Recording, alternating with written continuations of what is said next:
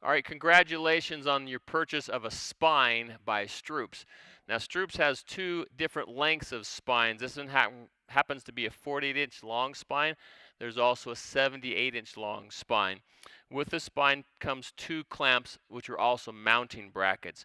On the spine itself, there are rings that are welded to the back of the spine, and they are every 6 inches along the length of the spine. Now, it doesn't matter if it's a 78-inch long one or if it's the 48 long one, it's the same construction. Now let me show you how to attach the spine to the wall, but first we need to attach the brackets or the mounting brackets to the spine itself. Now the mounting brackets have bolts in here that come apart to create this clamp. We've taken both clamps apart for easier assembly right now. What you can do is you attach the clamps anywhere along the spine that you like. I actually prefer that they actually come very close to the ends, not randomly in the middle. But you can configure them how you want, but the closer to the end, the better off you are. And it could also depend on what surfaces you have to mount into. So I'm actually going to take the top little piece of the clamps off, and I'm going to move them close to the ends of the spine itself. Now, once I'm in that position, I want to make sure the rings are facing directly upwards off of the mounting brackets. Once that's in place, I'll take the top piece here, the top part of the clamp, and then start with the bolts that go and attach the clamps from the front and the back surfaces. All you need to do is when you want to put these together and you get this started, you'll simply need an Allen wrench to tighten these into place. What you want to do is you tighten one not completely tight, but you get it, starting to tighten up that bracket, and then make sure you do the other side as well so that the clamping is even along the circumference of this bracket. So I'm going to tighten this thing down. When I feel it starting to get a little tighter, then I want to alternate back and forth to secure this clamp around the spine.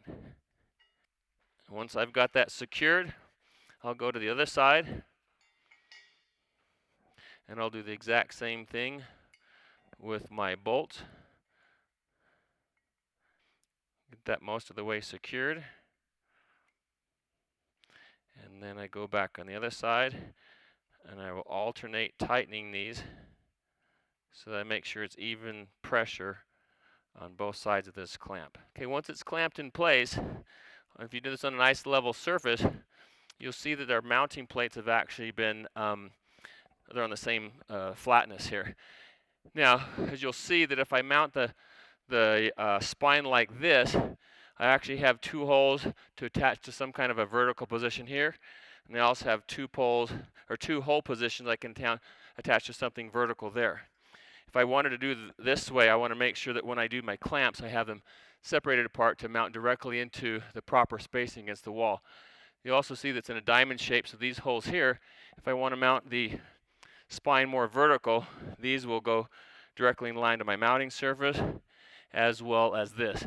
Now, when I want to mount this, I simply go to my wall that I want to desire, make sure I have something solid in the back, let's say a wood stud or concrete or a cinder block or something secure and nice and tight.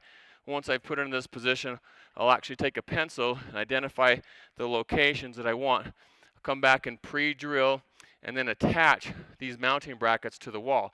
Now, which fasteners do you use? I recommend you go talk to someone like Fastenal or Home Depot, or actually hire a professional contractor so they can tell you and actually do the installation if needs be to make sure it's professionally done, so you can make sure that it's really, really strong and tight as people attach the slats to start to pulling off of the wall. So this is the spine, whether it be the 48 spine or the 78 spine by Stroops.